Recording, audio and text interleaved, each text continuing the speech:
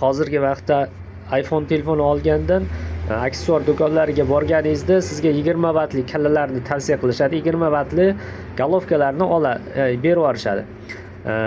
iPhone'larga aslida xarakteristikasini o'rgansangiz, iPhone'larda modeliga qarab o'rgansangiz, 15 dan buyog'iga 20 vatdan ko'p quvvatlagich talab qiladigan bo'lgan hammasi. Masalan 15, 16, 17 Pro Max'lar hammasi katta quvvat vati talab qiladi. Oldingida 20 vatli talab qilmaydi. Oldinlari 20 vatli talab qilardi, 14, 13lar 20 vatli talab qiladi. Hozirgi 15, 16lar, 17lar 20 vatlidan ko'p elektr energiyasi talab qiladi. Bo'lmasa, batareykasi shishib qoladi.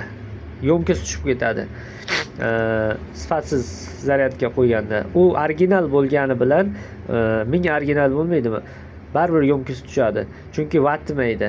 O'zi aslida batareykani sifatini pasaytiradigan narsa bu asosan o'zi vatning pastligida bo'ladi. Masalan, telefoningiz 40 vatga moslashgan bo'lsa, siz 20 vatga qo'yib yursangiz, telefonning batareykasi asta-asta buziladi. Telefonning batareykasi buziladi va yo'mkasi tushadi, ya'ni batareykaning sifati tushadi.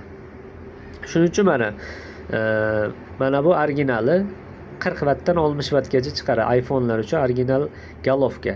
Buni 200 ming so'mligi ham bor, kopiyasi. Bu originali, hozir qo'limda turgan originali turibdi qo'limda.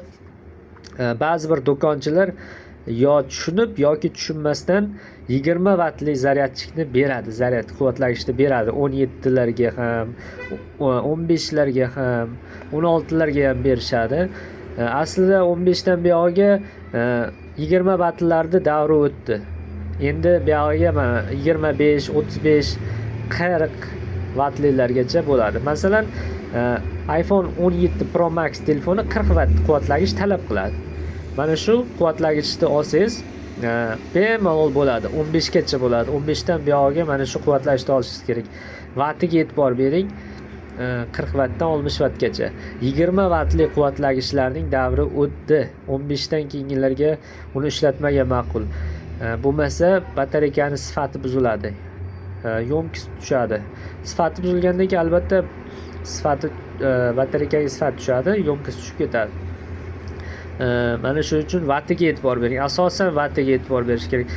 Masalan, bir xillar o'ylaydi, Samsungning zaryadchigini qo'ysam telefonim buziladi deb o'ylaydi.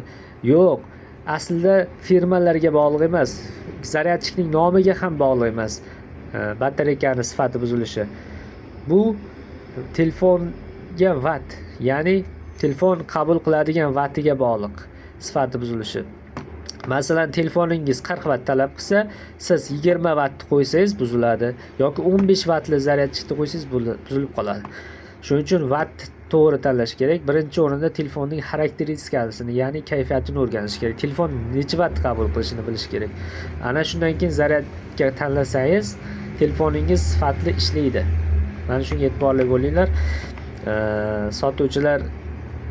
Ko'p sotuvchilar sotib yuborishyapti 20 vatlarni iPhone yangi modellariga. U to'g'ri kelmaydi. Telefoningizni tez buzadi va sekin quvvatlaydi. Masalan, nima sababdan buzadi? Masalan, 1 soatda to'ladigan telefon 2 soatda to'ladi. Masalan, 20 vatda 2 soatda to'lsa, masalan 40 vatli telefon iPhone 17 Pro Max 40 vat talab qiladi deylik. Unga 20 vatli quvvatlagich ulasangiz, 1 soatda to'ldirish kerak bo'lsa 2 soatda to'ldiradi.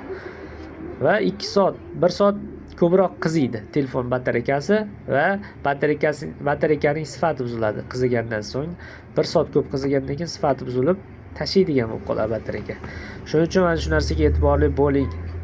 Videomiz manfaatli bo'lgan bo'lsa, foydali bo'lgan bo'lsa, bizlarni kuzatib boring. Hozircha xayr, salomat bo'ling.